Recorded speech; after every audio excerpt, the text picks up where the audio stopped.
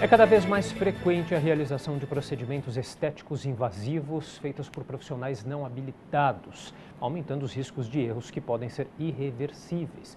Por isso, a Sociedade Brasileira de Dermatologia lançou uma campanha com personalidades para alertar sobre os riscos desses tratamentos sem um médico habilitado. Além disso, a Sociedade Brasileira de Dermatologia também protocolou um documento no Ministério Público Federal em que pede providências quanto a essas irregularidades. Bom, e para entender um pouco mais sobre esse assunto, eu recebo hoje o Dr. Mauro Enokihara, que é vice-presidente da Sociedade Brasileira de Dermatologia. Tudo bem, doutor? Prazer recebê-lo. Boa tarde, prazer em estar aqui presente para poder esclarecer alguns pontos. Ok, vamos lá então. Que tipo de providências a entidade, a Sociedade Brasileira de Dermatologia, espera que o Ministério Público Federal adote com relação a essa questão, doutor? Bom, a nossa primeira preocupação, sem dúvida nenhuma, é poder proteger, é poder fazer com que a população seja bem atendida. Como você mesmo disse agora há pouco, a grande preocupação é que todo o procedimento ele não é isento de complicações, mesmo com profissionais habilitados.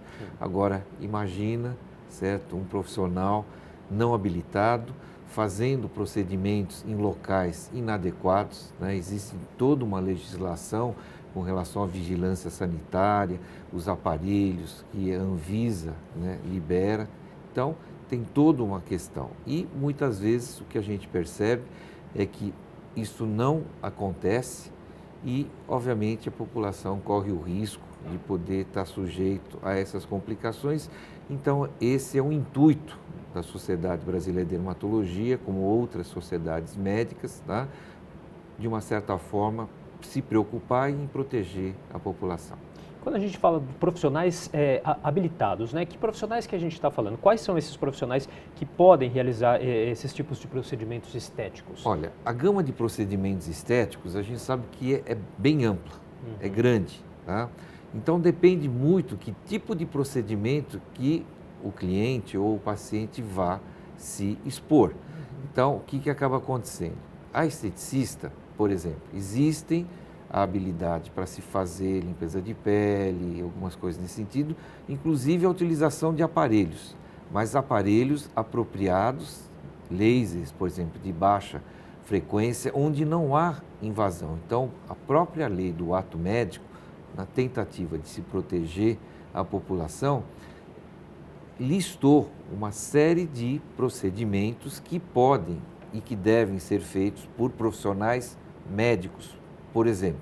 Então, a lei do ato médico diz, se há uma invasão, uma solução de continuidade, há uma perfuração da epiderme e da derme, deve ser feito por profissional médico. Por quê? Porque envolve, muitas vezes, feridas, úlceras, que se houver infecção ou complicação, deve ser tratado por um profissional médico, não necessariamente, exclusivamente o dermatologista. É que o que a gente acredita na nossa formação, além da formação médica, a residência médica e cursos que são feitos para que esse profissional esteja habilitado. O que levou vocês da Sociedade Brasileira de Dermatologia, doutor, a lançar essa campanha? Quer dizer, a gente sabe, é notório que no Brasil cada vez mais as pessoas se preocupam com essa questão da beleza, não só as mulheres, mas os homens também. Enfim, um aumento também da procura por esses tipos de serviços foi um dos motivos que levaram vocês a essa preocupação também? Então, é um direito de todo cidadão, né, querer se apresentar melhor, estar bem, ninguém discute essa questão. O que motivou, sem dúvida nenhuma, é que assim, a grande procura, certo, de pacientes após complicações, certo, procurar quem? O profissional médico. Então, isso, de uma certa forma, fez com que motivasse a sociedade no seguinte sentido: precisamos esclarecer, precisamos orientar. É uma questão básica, a educação, né? Muitas vezes a informação que chega não é a melhor informação, tá? Muitas vezes, mesmo pessoas bem informadas, tá? Se sujeitam a determinadas situações porque acha que às vezes nunca vai acontecer, até o dia que acontece. Então, o principal motivo que a sociedade está se empenhando é na educação, é no esclarecimento, certo? Para que melhor prevenção, a gente fala, prevenção primária é não ter o problema, que é justamente a questão da educação. E prevenção secundária é o diagnóstico precoce, quer dizer, se você pega mesmo uma complicação no começo, é mais fácil de você tratar. Mas, como a gente diz, a própria palavra prevenção, tá? O melhor é não ter os problemas. Com certeza. Só para a gente entender mais na prática, doutor, quais são os procedimentos que normalmente acabam em problemas, né, que acontecem em problemas? Essa campanha também ela é direcionada a um público-alvo, quer dizer, mulheres mais jovens ou não, é de maneira geral?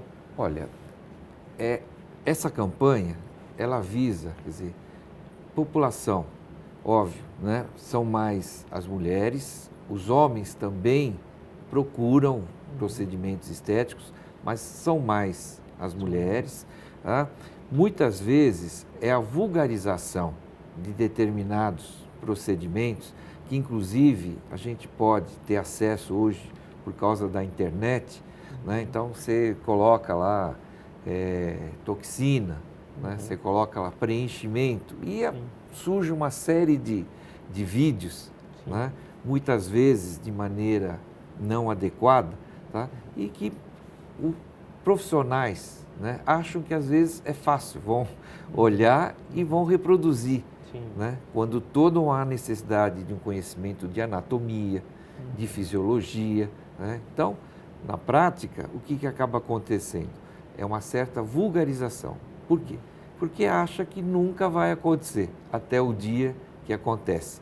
Até o dia que se divulga que a pessoa teve uma sequela em definitivo, né? E que, mesmo buscando profissionais médicos, tá, para tentar corrigir, muitas vezes isso não acontece. Então, voltamos a essa mesma questão, né? A questão do esclarecimento, da educação para prevenir, para evitar que essas complicações não venham a acontecer. Imagina, você doente, tá? Então, se eu tenho uma doença, o resultado é a melhora, pode ser a cura. Agora, você está são.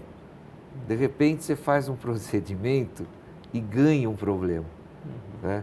Parece que eu estou falando óbvio, né, Felipe? E às vezes por falta dessa informação, né, uma coisa que poderia ser facilmente resolvida. Só para a gente finalizar rapidinho, doutor, quais os cuidados as pessoas devem ter, então, na hora de procurar um profissional para fazer algum tipo de procedimento estético?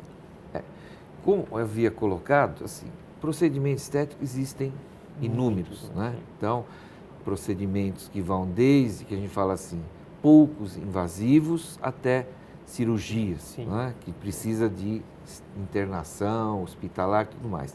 Muitos dos procedimentos são feitos em clínicas, tá? Então, primeira coisa, precisa ver se aquela clínica, né, tem toda uma fiscalização, se está autorizado para fazer. Segundo, quem é o profissional que vai fazer esse procedimento, se ele está habilitado ou não. Tá? Dificilmente, ou muitas vezes, a gente vai muito na propaganda. Quer dizer, o marketing hoje é uma coisa muito poderosa. Tá? Então, de qualquer forma, a gente volta a insistir, certo?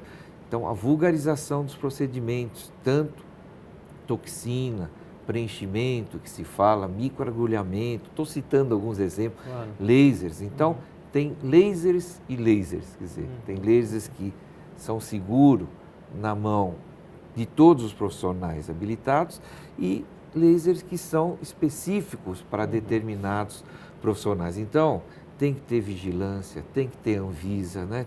Tem que ser dentro de cada categoria, certo? Existem, por exemplo, para o médico é o CRM, é o regional, é o CFM, quer dizer, nós também estamos sujeitos à fiscalização. Então, a gente acha fundamental que tudo isso seja levado em conta para quê? não venha a acontecer complicações. De maneira geral, para a gente resumir, procurar informação. Tá Exato. certo? Queria agradecer então demais a participação do Dr. Mauro Enokihara, que é vice-presidente da Sociedade Brasileira de Dermatologia e conversou hoje um pouquinho aqui com a gente. Doutor, muito obrigado pela participação. Obrigado, boa tarde pela oportunidade.